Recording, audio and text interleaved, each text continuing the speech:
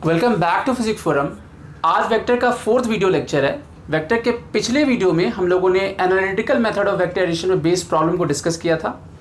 आज के वीडियो में हम लोग क्या क्या देखने वाले हैं, तो सबसे पहले आज हम देखेंगे कि physical meaning of component of a vector क्या होता है। उसके बाद हम लोग देखेंगे कि rectangular components of a vector in 2 dimension क्या होता है। उसके बाद representation of vector in terms of unit vector को डिस्कस करेंगे और एंड में हम लोग रिजल्टेंट ऑफ 2 और मोर वेक्टर्स इन कंपोनेंट फॉर्म देखेंगे। तो इन सारे कॉन्सेप्ट को समझने के लिए इस वीडियो को एंड तक देखिएगा। But before I start, don't forget to like, share and subscribe to my channel. So with this let's get started.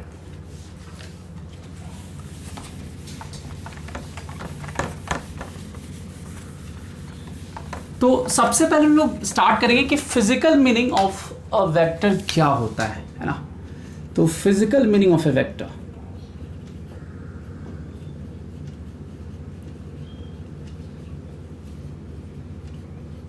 ठीक है, इसको एग्जांपल से समझते हैं। जैसे मान लीजिए कि कोई स्मूथ सरफेस पे, अभी हम फ्रिक्शन नहीं लेते हैं, यहां पर एक ब्लॉक रखा हुआ है, ठीक है, और हम इसको एक स्ट्रिंग की हेल्प से पुल करते हैं। इस पर हम फोर्स लगाते हैं, है ना।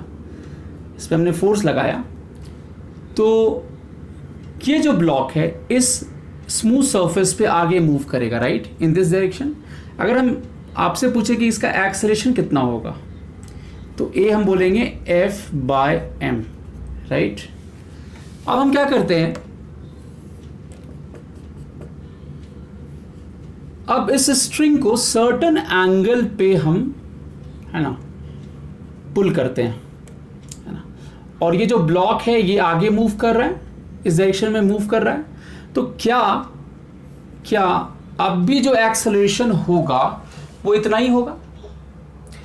इंट्यूटिवली हम कह भी सकते हैं कि यहां पर जो एक्सेलरेशन होगा, ऑब्वियसली यहां पर जो एक्सेलरेशन होगा ज्यादा होगा as compare to this one, क्योंकि यहां पर एंटायर फोर्स इसके मोशन के डायरेक्शन में नहीं लग रहा है। तो हम इंट्यूटिवली भी कह सकते हैं कि यहां जो इफेक्ट होगा इसके एक्सेलरेशन का इन हॉरिजॉन्टल डायरेक्शन, वो इसके कंपैरिजन में कम होगा, मतलब इसका जो एक्सेलरेशन का वैल्यू होगा इस डायरेक्शन में कम होगा।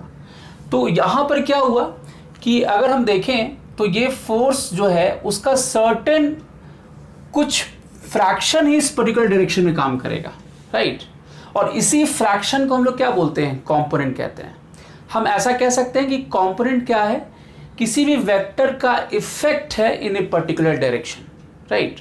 तो यहां पर इस फोर्स का जो इफेक्ट होगा इस डायरेक्शन में, ऑब्वियसली इसके रेस्पेक्ट में वो कम हो जाएगा, क्योंकि यहाँ पे ये same amount of force certain angle पे काम कर रहा है, जबकि ये यहाँ पर ये फोर्स उसी के डायरेक्शन में लग रहा है, राइट।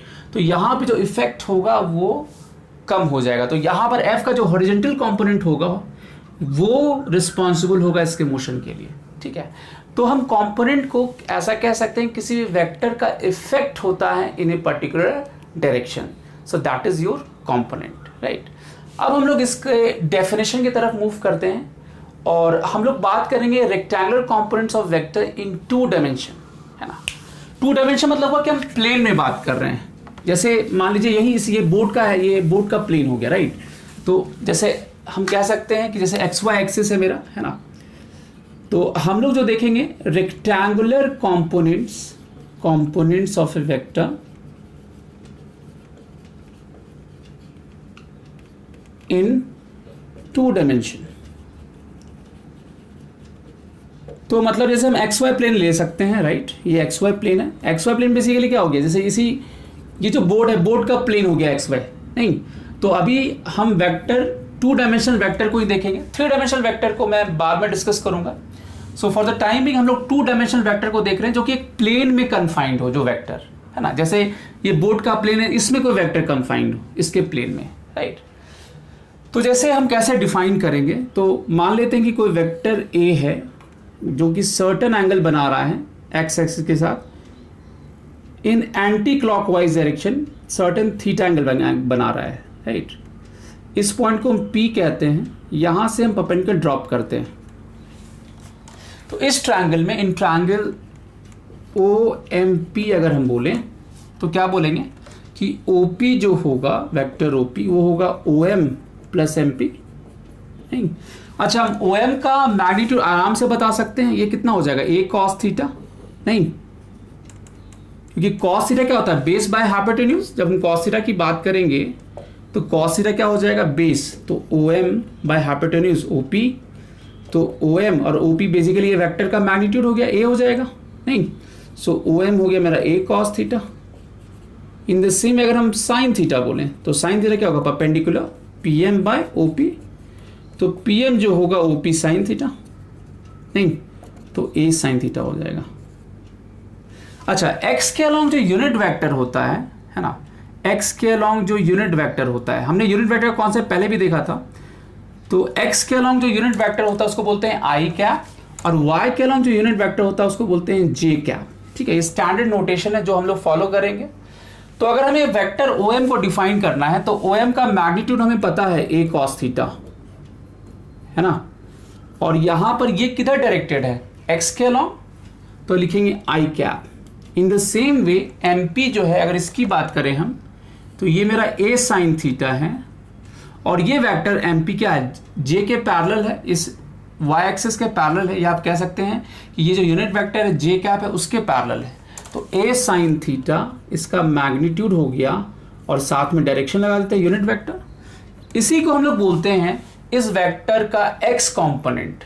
ठीक है, ये इसका क्या हो जाएगा, एक्स कॉम्पोनेंट, या इसको लिखते हैं इस तरीके से A X I cap plus A Y J का, और इसको हम बोलेंगे Y component of vector A, नहीं, तो ये वाई कॉम्पोनेंट हो गया और ये वेक्टर ए हो गया। मतलब हम किसी भी वेक्टर को इस फॉर्म में लिख सकते हैं, उसके एक्स और वाई कॉम्पोनेंट के फॉर्म में। रेक्टेंगुलर कॉम्पोनेंट्स में क्या होता है कि दोनों जो एक्सिस होगा, एक्स वाई एक्सिस, ये म्यूचुअली परपेंडिकुलर होगा। ठीक है, रेक्टेंगुलर कॉम्पोनेंट्स में। तो अब यहां पर हम देख सकते हैं कि अगर मान लीजिए कोई वेक्टर कंप्लीटली एक्स एक्सिस के अलॉन्ग काम करे तो थीटा मेरा 0 हो जाएगा, तो ये क्या होगा, ए आई कैप हो जाएगा। उसको ये थीटा 0 तो ए आई कैप हो जाएगा, और यहां पर थीटा 0 करेंगे क्या होगा, 0 हो जाएगा। तो ये फायदा होता है रेक्टेंगुलर कंपोनेंट्स में, क्योंकि ये दोनों एक्सिस म्यूचुअली परपेंडिकुलर होता है। तो अगर कोई भी वेक्टर एक्स के अलॉन्ग एक पर्टिकुलर एक्सिस के अलॉन्ग काम करता है तो उसका कंपोनेंट दूसरे डायरेक्शन में क्या होगा, 0 हो जाएगा। ठीक है, तो यहां पर जो भी वेक्टर होगा, अगर बीच में है, इस इंटरमीडिएट लोकेशन में है वेक्टर, तो उसका दोनों कंपोनेंट एग्जिस्ट करेगा, एक्स भी करेगा वाई में भी करेगा। अगर मान लीजिए कोई वेक्टर वाई के अलॉन्ग काम कर रहा है तो सिर्फ वाई कंपोनेंट काम करेगा, उसका एक्स क्या हो जाएगा, 0 हो जाएगा। राइट, तो हम यहां से देख सकते हैं कि ये जो वेक्टर ए है, हम इसको इसके एक्स कंपोनेंट और वाई कंपोनेंट के फॉर्म में लिख सकते हैं। तो एक्स हो गया X component of vector A of A, और ए वाई क्या हो गया, Y component of vector A. Right, अच्छा, यहां पर जो हमने थीटा लिया है किस डायरेक्शन में, ये एंटी क्लॉकवाइज डायरेक्शन में लिया है with respect to X axis. Right, तो यहां पे जो थीटा है, थीटा इज टेकन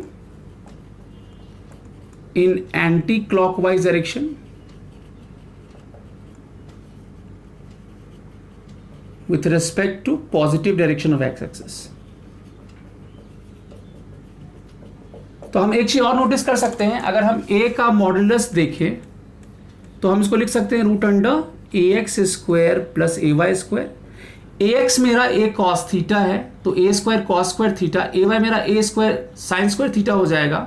तो दोनों को हम फिर कॉमन लेंगे तो वो ए दे देगा, प्रोड्यूस कर देगा। हम चेक कर सकते हैं, मतलब हम ऐसा लिख सकते हैं किसी भी वेक्टर को उसके एक्स वाई के कंपोनेंट के फॉर्म में उसका हम मॉडुलस को लिख सकते हैं। तो ए एक्स मेरा ए कॉस थीटा है, A square cos square theta plus A square sine square theta, तो A square cos square theta plus A square sine square theta, तो ए स्क्वायर कॉमन ले लेंगे, ऑब्वियसली ये ए हो जाएगा। राइट, और अगर हम टैन थीटा देखें तो टैन थीटा हम यहाँ पे क्या बोलेंगे, यहाँ पर ए का वाई कॉम्पोनेंट बाय ए का एक्स कॉम्पोनेंट। तो किसी भी वेक्टर को, क्योंकि वेक्टर को अगर डिफाइन करना है तो हमें उसका मॉडुलस बताना पड़ेगा, उसका ओरिएंटेशन बताना पड़ेगा। तो ए वाई मेरा हो गया ए साइन थीटा, ए एक्स हो गया ए कॉस थीटा, दोनों कैंसिल आउट कर लिया तो टैन थीटा बना लेगा। राइट, तो किसी भी वेक्टर को उसके मॉडुलस और ओरिएंटेशन के टर्म में हम लोग रिप्रेजेंट कर सकते हैं। तो ये जो है ये मेरा हो गया rectangular components of vector in 2 dimension. Right, अब जैसे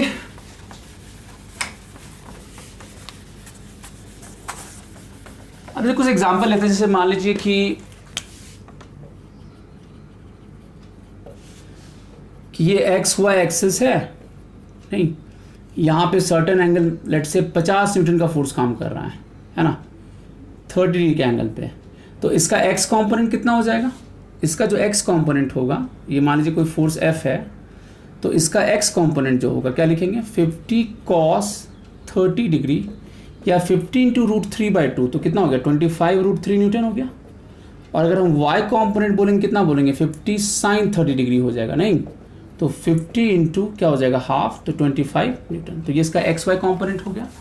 हम इसमें अलग अलग तरीके से पूछ सकते हैं, जैसे मान लीजिए कि एक y कंपोनेंट दे देगा और ये एंगल दे दिया, तब भी हम बता सकते हैं।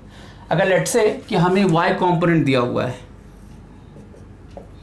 ये दिया हुआ है कि ये जो वेक्टर है f है और ये 30 डिग्री बना रहा है इसके साथ, राइट, और इसका जो fy कंपोनेंट है लेट्स से 10 न्यूटन है, तो fx कंपोनेंट कितना होगा? तो अब यहां पर हम लोग क्या करेंगे? सीधे tan 30 करेंगे। tan 30 क्या हो जाएगा? इज इक्वल टू क्या? इसका y कंपोनेंट डिवाइड बाय इसका x कंपोनेंट, सो fy बाय fx, तो fy जैसे मेरा 10 दिया हुआ है बाय fx, तो यहाँ पे ये वैल्यू रख दीजिए, है ना, 10 बाय fx, तो fx कितना हो जाएगा? 10 इंटू √3। तो इस तरीके से अलग अलग तरीके से इसको पूछा जा सकता है, ठीक है, कंपोनेंट को, ठीक है। तो कंपोनेंट सिंपली हो गया कि हमने रिजॉल्व कर लिया into two mutually perpendicular direction, या ऐसा कह सकते हैं कि इस फोर्स का x के लॉन्ग इफेक्ट क्या होगा, इस फोर्स का y के लॉन्ग क्या इफेक्ट होगा, वही इसका कंपोनेंट हो गया। x के लॉन्ग जो होगा उसको क्या बोलेंगे? इसका x कंपोनेंट, और y के लॉन्ग जो होगा उसका क्या होगा? इसका y कंपोनेंट हो जाएगा, ठीक है।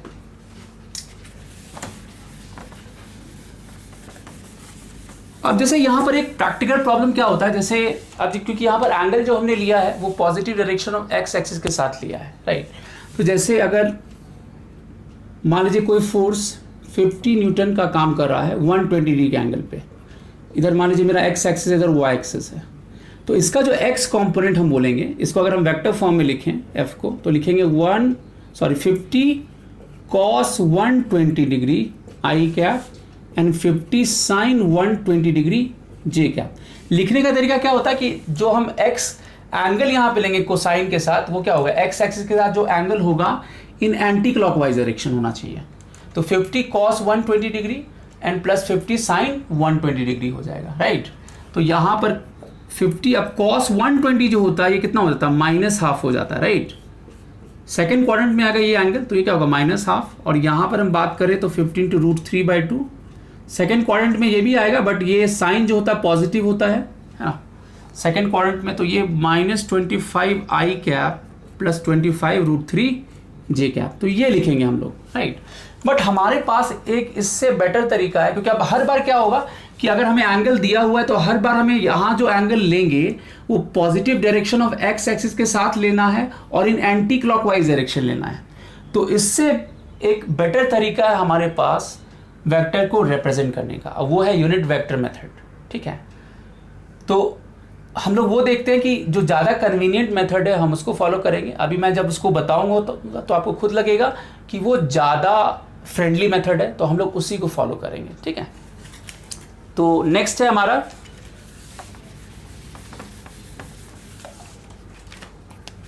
Representation of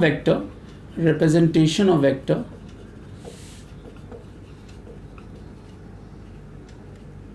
in unit vector form, है ना, वेक्टर वो भी यूनिट वेक्टर के फॉर्म में था, बट ये थोड़ा मॉडिफाइड फॉर्म है। हम लोग देखते हैं, जैसे हमने वही एग्जांपल दिया, राइट, हमने, तो मैं सेम एग्जांपल लेता हूं यहां पर। तो यहां पर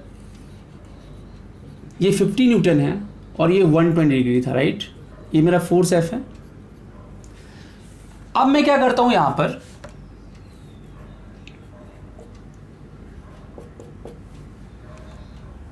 जैसे x के लॉन्ग हमने जो लिया था i कैप कहा था, राइट, तो हम इसको बोलेंगे plus i cap unit vector, और अगर हम x डैश के लॉन्ग लेंगे तो उसको हम क्या बोलेंगे? Minus i cap. In the same वे अगर y कैप पॉजिटिव y के लॉन्ग हमने बोला प्लस j कैप, तो y डैश के लॉन्ग क्या बोलेंगे? Minus j cap. अब हम इस फोर्स को रिप्रेजेंट करेंगे, तो हम क्या करेंगे? सबसे पहले जो नियरेस्ट पॉजिटिव नियरेस्ट एक्सिस जो होगा, चाहे वो पॉजिटिव हो या नेगेटिव हो, उससे एंगल लेंगे। जैसे ये 120 है तो ये मेरा क्या हो गया 60 डिग्री। नहीं, अब हम इसका मॉडुलस निकाल लेते हैं। तो मॉडुलस जो हो जाएगा 50 cos 60 होगा, तो ये होगा 50 cos 60 डिग्री, इसका मॉडुलस हो गया। ये जो फोर्स होगा, अगर हम इसको इसके टिप को ऐसे होल्ड करें, इसको ऐसे मूव कराएं, तो इसका एरो इधर डायरेक्टेड होगा माइनस आई कैप के अलाउंग। तो हम क्या लिखेंगे 50 cos 60 degree minus I cap. ठीक है, तो हमने पहले क्या किया, नियरेस्ट जो एक्सिस है उससे ये मैग्नीट्यूड निकाल लिया, उससे एंगल पहले कैलकुलेट किया, उससे मैग्नीट्यूड निकाल लिया किस डायरेक्शन में इसका मैग्नीट्यूड क्या होगा, और वो किधर डायरेक्टेड है माइनस आई कैप के along. In the same way इसका वर्टिकल कंपोनेंट लें तो क्या लिखेंगे 50 sin 60 डिग्री, और ये किधर डायरेक्टेड होगा प्लस जे कैप के अलाउंग, प्लस जे कैप के अलाउंग। तो इसको हम लोग क्या बोलेंगे 50 इंटू हाफ है ना minus I cap, and 50 into √3/2 क्या होगा प्लस जे कैप। तो -25 आई कैप प्लस 25 √3 जे कैप। अगर आप देखिए हमने जो वहाँ पे पिछला जो मेथड था उसमें भी रिजल्ट हमारे पास सेम था, एग्जैक्टली सेम था, बट ये ज़्यादा कन्वीनियंट है। जो नियरेस्ट एक्सिस हो एक्स एक्सिस होगा उससे हम एंगल ले लेंगे और उसके रिस्पेक्ट में हम लोग मैग्नीट्यूड डायरेक्शन को डिफाइन करेंगे। ठीक है, तो हम लोग इसको फॉलो करेंगे, ये ज़्यादा कन्वीनियंट है क्योंकि नियरेस्ट एक्सिस से एंगल बताना ज़्यादा आसान है। फॉर एग्जाम्पल अगर मान लीजिए कि यहाँ पर होता फोर्स, तो अगेन हमें ये पूरा एंगल लेना होता यहाँ से यहाँ तक, तो उससे अच्छा क्या है कि हम इसके रेस्पेक्ट में निकाल लेंगे ये एंगल क्या है, फिर मैग्नीट्यूड निकालेंगे इसका प्रोजेक्शन क्या है, और उसके बाद वो एरो किधर होता है ओरिएंट, उसके हिसाब से प्लस आई कैप या माइनस आई कैप या प्लस जे कैप या माइनस जे कैप उसको यूज करेंगे। जैसे मैं एक और एग्जांपल लेता हूं यहाँ पर, जैसे इसी में मान लीजिए कि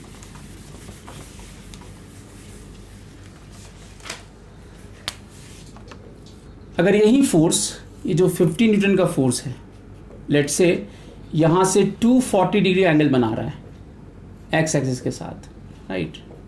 तो एक तरीका क्या है, कि F को हम है ना सीधे लिखें is equal to 50 cos 240 degree I cap and 50 sin 240 degree J cap. अब इसको फिर फर्दर हमें कन्वर्ट करना पड़ेगा एंगल वाले फॉर्म में। ठीक है, तो उससे ज़्यादा कन्वीनियंट क्या है, हम नियरेस्ट एक्सिस से देखते हैं। ठीक है, तो नियरेस्ट एक्सिस से कितना हो जाएगा, ये एंगल हो जाएगा 240 है तो ये 180 प्लस 60 बोलेंगे, तो ये 60 डिग्री है। नहीं, तो हम क्या लिखेंगे F इज इक्वल टू, अब इसका मॉडुलस निकाल लेते हैं। तो इसके टिप को ऐसे होल्ड रखना है, उसको घुमाना है ऐसे, राइट। तो 50 cos 60 डिग्री इधर डायरेक्टेड होगा नेगेटिव एक्स की तरफ, इसका एरो का डायरेक्शन देखना है तो ये इधर डायरेक्टेड होगा।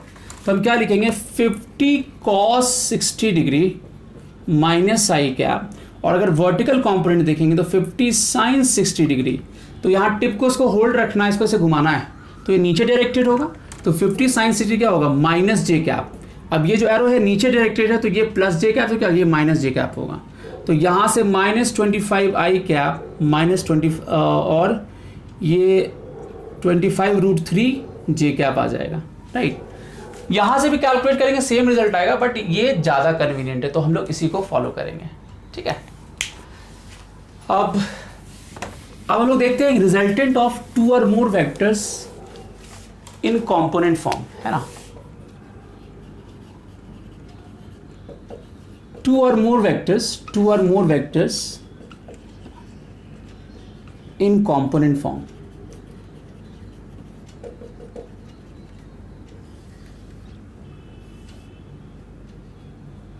ठीक है, तो जैसे अगर हमने 2 वेक्टर का रिजल्टेंट देखा था, राइट, जो उसका मैग्नीट्यूड क्या होता था √a² + b² + 2ab cos theta होता था, और जो रिजल्टेंट आता था वो किस एंगल पे आता था, tan alpha was given by b sin theta by a + b cos theta. But अगर 2 से ज़्यादा वेक्टर हो उसका रिजल्टेंट निकालना हो तो हम लोग कंपोनेंट मेथड को यूज़ करते हैं। ठीक है, इसको 2 वेक्टर के लिए भी यूज़ किया सकता है या 2 से ज़्यादा हो उसके लिए भी यूज़ किया सकता है। अब इसको कैसे यूज़ करेंगे, जैसे मान लीजिए कि एक वेक्टर है a, उसका कंपोनेंट है axi cap plus ay j cap. Vector b है, उसका कंपोनेंट है bxi cap plus by j cap. ठीक है, तो यहाँ पर अगर मान लीजिए तीसरा वेक्टर लेते हैं c, उसका component cxi cap cy j cap. अभी हम लोग 2 डायमेंशनल वेक्टर की बात करें तो सब में i कैप j कैप होगा, मतलब ये बता रहा है कि सारा वेक्टर एक ही प्लेन में है, सिंगल प्लेन में है, 2 डायमेंशनल वेक्टर है, ठीक है। तो यहाँ पर जो रिजल्टेंट होगा, जैसे आर अगर हम बोलें a प्लस बी प्लस सी, नहीं तो इसको लिखेंगे ऐसे ax i कैप है ना plus ay j cap, similarly bx i cap plus by j cap plus cx i cap plus cy j cap. अब तरीका क्या होता है इसको लिखने का, तो r को यहाँ पे लिखें अगर हम, तो तरीका क्या होता है, जितना i कैप वाला है पार्ट उसको एक साथ कर लेंगे और जितना j कैप है उसको एक साथ कर लेंगे। मतलब ax bx और ये एक साथ होगा, ax bx cx एक साथ होगा और ay by और cy एक साथ होगा, राइट। तो इसको रीअरेंज कर लें हम लोग, तो क्या होगा ax plus bx plus cx, ये i कैप हो गया, and ay plus by plus cy, ये j कैप हो गया। अब इसको हम क्या बोलेंगे, इसको बोलेंगे इस रिजल्टेंट वेक्टर, ये जो r है रिजल्टेंट वेक्टर, इसका x कंपोनेंट, और ये क्या हो जाएगा इस रिजल्टेंट वेक्टर का y कंपोनेंट। अब ये एक सिंगल वेक्टर में कन्वर्ट हो गया। अब हम अगर हमसे पूछा जाए कि इसका मैग्नीट्यूड क्या होगा, तो हम क्या बोलेंगे कि r is equal to root under R X square plus R Y square. जैसे ये सिंगल वेक्टर के लिए होता था वैलिड, तो ये रिजल्टेंट वेक्टर भी एक कोई सिंगल वेक्टर होगा, तो उसका मैग्नीट्यूड क्या होगा root under R X square plus R Y square होगा। और इसका ओरिएंटेशन बोलेंगे टैन थीटा, तो कितना हो जाएगा R Y by R X होगा, ठीक है। तो ये तरीका हो गया अगर रिजल्टेंट ऑफ 2 और मोर वेक्टर्स इन कॉम्पोनेंट फॉर्म हमें निकालना है। इसको मैं दिखाता हूँ, जैसे हमें एक रिजल्ट पता है, 2 वेक्टर के लिए रिजल्ट पता है, तो मैं कॉम्पोनेंट फॉर्म को यूज करते हुए उसी रिजल्ट को रिप्रेजेंट करूंगा यूजिंग कॉम्पोनेंट फॉर्म, है ना। तो जैसे अगर आपको याद होगा हमने देखा था एनालिटिकल मेथड में कि 2 वेक्टर, जैसे ये a है और ये b है, राइट, ये थीटा एंगल पे काम कर रहा था। इसको हम रीअरेंज कर लें तो ऐसे कर सकते हैं, इस वेक्टर को हम उठा के ऐसे रख सकते हैं यहाँ पर, तो ये यहाँ आ गया वेक्टर b, नहीं ये थीटा हो गया।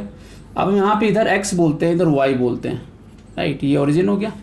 तो अब वेक्टर a मेरा x के अलॉन्ग ही है, राइट, तो हम लोग क्या बोलेंगे कि a जो हो जाएगा वो कितना हो जाएगा, तो a i cap, j cap तो आएगा नहीं क्योंकि इसका इफेक्ट इस डायरेक्शन में होगा नहीं। एक्चुअली ये ऐसे है a cos 0 डिग्री, इसका जो एंगल होगा a का x के साथ कितना होगा 0 डिग्री होगा, तो a cos 0 i cap and a sin 0 j cap, तो ये हो गया a i कैप, है ना। इफेक्टिवली बोले तो सिर्फ i वाला कंपोनेंट आएगा।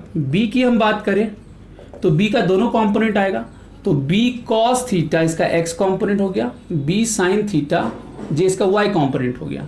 अब जो रिजल्टेंट होता है क्या होता है a प्लस b, नहीं तरीका क्या होगा, जो सिमिलर कंपोनेंट एक साथ कर लेंगे, तो a plus b cos theta i cap एक साथ हो जाएगा, इसका i कैप इसका a का एक साथ हो जाएगा, और यहाँ पे b sin theta j cap इधर हो जाएगा, राइट। अब इसका मॉडुलस निकालते हैं r का। अब ये क्या हो गया, ये x कंपोनेंट हो गया, तो आर एक्स आई कैप हो गया, ये क्या होगा आर वाई जे कैप। तो r का अगर मॉडुलस निकालें तो root under R X square plus R Y square, मतलब a plus B cos theta का square plus b sine theta का होल स्क्वायर। ठीक से देखिए तो ये एक्सप्रेशन सेम आ गया जो हमने वहाँ कैलकुलेट किया था। इसको कैलकुलेट करेंगे तो a square plus B square plus 2ab cos theta आ जाएगा। और अगेन अगर टैन थीटा निकालना है हमें, टैन अल्फा, तो टैन अल्फा क्या बोलेंगे, इसका y component by x component, तो y हो गया b साइन थीटा और x हो गया a plus B cos theta. So हम लोग सेम रिजल्ट पे यहाँ पहुँच गए जो हमने एनालिटिकल मेथड में 2 वेक्टर के लिए के रिजल्ट के लिए कैलकुलेट किया था, ठीक है। तो 2 के लिए दोनों को यूज़ कर सकते हैं, कंपोनेंट को भी यूज़ कर सकते हैं या जो एनालिटिकल मेथड था उसको भी यूज़ कर सकते हैं, बट अगर 2 से ज़्यादा है तो हम लोग कंपोनेंट मेथड को यूज़ करेंगे, ठीक है।